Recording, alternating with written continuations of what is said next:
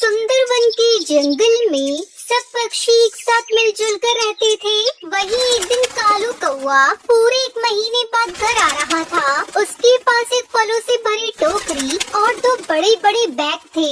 ये देखकर सब पक्षी हैरान थे। वही टुनटुनी चिड़िया अपने घर के सामने बैठकर कालू कौवे को देखकर हैरान हो जाती है और हरिया तोता से बोलती है, अरे हरिया तोता, ये कालू कौवा कौन से विदेश में काम करता है? वो इतनी सारी चीजें लेकर घर आ रहा है, क्या तुम्हें पता है?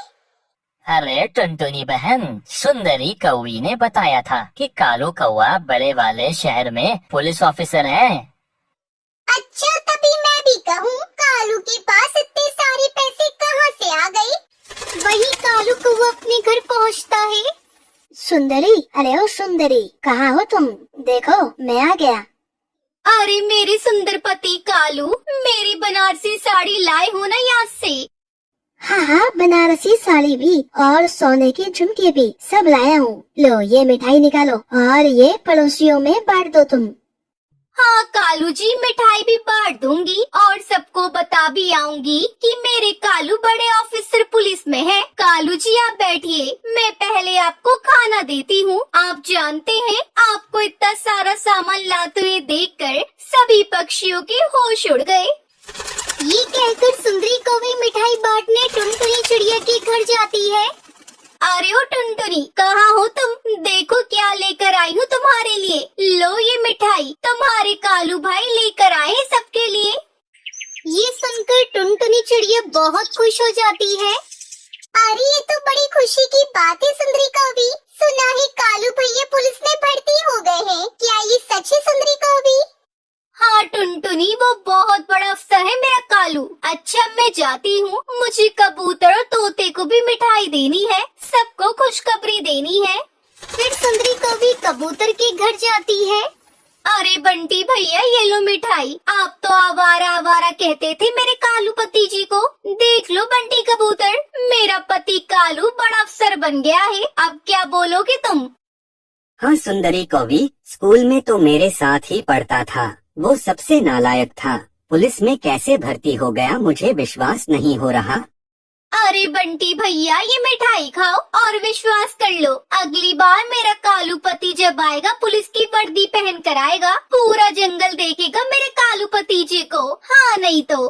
वही रात को कालू कौवा सुंदरी कौवी के पास बैठा बड़ी बड़ी बातें छोड़ रहा था।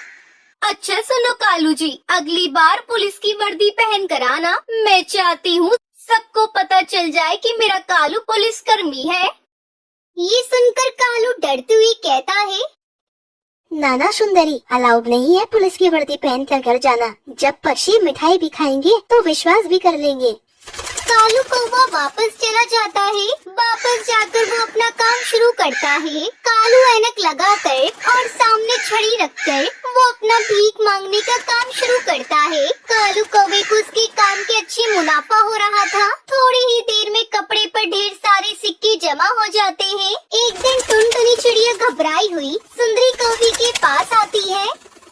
सुंदरी बहन, अरे सुंदरी बहन, बहुत बुरा हुआ, मेरे भाई को पुलिस ने पकड़ लिया है। मेरे साथ चलो तुम, हम कालू भाई से बात करते हैं। वो मेरे भाई के लिए सिफारिश कर देंगे और उसे बाहर निकलवा देंगे। चिंता न करो चिड़िया, मेरा कालू बहुत बड़ा अफसर है अफसर। वो तो मिनटों में तुम्हारे भाई को पुलिस से छुड़वा देगा। मैं फोन करती हूँ अभी कालू जी को। सुंदरी कौवी कालू को फोन मिलाती है।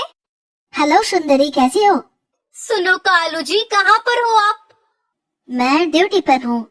ये सुनकर सुंदरी कौवी फोन काट देती है। अरे अपने कानों से सुन लिया, मेरा कालू कितना बड़ा अफसर है। ये सुनकर टुनटुनी चिड़िया सुंदरी कौवी के साथ जाती है। रास्ते में कबूतर भी टुनटुनी चिड़िया के साथ आ जाता है। वो सब उड़ते उड़ते दूसरे जंगल पहुंच जाते हैं, जहाँ कालू कौवा काम करता था। अरे सुंदरी, तुम कालू कौवे को फोन करो, ऐसे तो उसे जंगल में ढूंढना बहुत मुश्किल होगा। ना ना टुनटुनी चिड़िया, मैं तो सरप्राइज ही दूंगी अपने कालू पति जी को। वो तीनों उड़ते हैं, कभी यहाँ तो कभी वहाँ। वो सारे शहर वाले जंगल में घूमते हैं और फिर टुनटुनी चिड़िया को एक पेड़ के नीचे कोई बैठा भीख मांगता हुआ दिखाई देता है। सुंदरी और बंटी कबूतर, वो सामने पेड़ के नीचे कौन बैठा हुआ है? मुझे तो कोई ये देखा देखा पक्षी लग रहा है। हाँ, चलो मेरे साथ, हम पास जाकर देखते हैं। फिर टुनटुनी चिड़िया बंटी कबूतर सुंदरी कौवी के साथ उस पक्षी के पास जाते हैं और सबकी हैरानी से चीख निकल जाती है। अरे रे रे, ये तो कालू है। कालू कालू, तुम यहाँ भीख मांगते हो? अरे तुम तो पुलिसकर्मी थे, अब क्या हुआ? तुम भीख कैसे मांग रहे हो? कालू कौवा शर्म के मारे अपना मुंह दूसरी तरफ कर लेता है। अरे कालू, मैं क्या देख रही हूँ? क्या तुम पुलिस में भर्ती नहीं हुए थे? अरे सुंदरी, मैं यही कारोबार करता हूँ। इस जंगल में भीख मांगकर मुनाफा अच्छा हो जाता है। अरे कालू, अगर मुझे पहले बताया होता तो मैं कभी भी टुनटुनी चिड़िया बंटी कबूतर को साथ लेकर ना आती। सबसे झूठ बोलते हो। अब घर चलो मेरे साथ, तुम्हें तो मैं अच्छे से बताती हूँ। अरे कालू भैया, शर्म करो। आपके कौन से पंख टूटे हुए हैं जो यहाँ भीख मांग रही हो? फिर कालू को वो अपना चश्मा उतार देता है। अरे सुंदरी, मुझे 2-4 महीने और लग जाते तो मैं जंगल का सबसे अमीर पक्षी बन जाता, पर तुमने मेरा सारा प्लान चौपट कर दिया। ओ कालू की बच्चे, मैं तो तुझे घर जाकर देखूंगी। फिर सुंदरी कौवी नाराज होकर वहाँ से चली जाती है और कालू कौवा सुंदरी के पीछे भाग जाता है। टुनटुनी चिड़िया कबूतर एक दूसरे का मुंह देखते रह जाते हैं। अरे बंटी भैया, ये कालू कौवा कभी नहीं सुधरेगा। काम न मिला तो भिखारी बन गया, झूठा कौवा।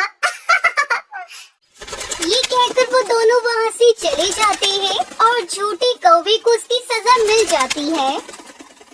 जानी, तुम सब कौन हो और मेरे घर में कैसे घुस आए? तुमने हमारी माँ को किडनैप करके अच्छा नहीं किया। अच्छा, तो ये छोटे छोटे बच्चे तुम्हारे हैं? काफी तेज बच्चे। तभी टुन्नू और रानी चिड़िया तीर कमान से बीरू बिल्ला की आंखों पर हमला कर देते हैं। एक बड़ी सी जंगल में बहुत सारे पक्षी रहते थे। उसी जंगल में टुनटुनी चिड़िया अपने 4 बच्चों के साथ रहती थी। टुनटुनी चिड़िया का पति कुछ दिनों पहले ही दुर्घटना में मर गया था। तब से टुनटुनी चिड़िया अकेले ही अपने 4 बच्चों का पालन पोषण कर रही थी। टुनटुनी बड़ी ही मुश्किल करके कुछ पैसे कमाती थी और उसी से टुनटुनी घर का खर्च चलाती थी। एक दिन टुनटुनी जंगल में मजदूरी करके वापस आ रही थी कि तभी टुनटुनी को अपने पति का पुराना दोस्त कालू कौवा मिलता है। अरे टुनटुनी भाभी जी, आप यहाँ कैसे? और बंटी कैसा है? अरे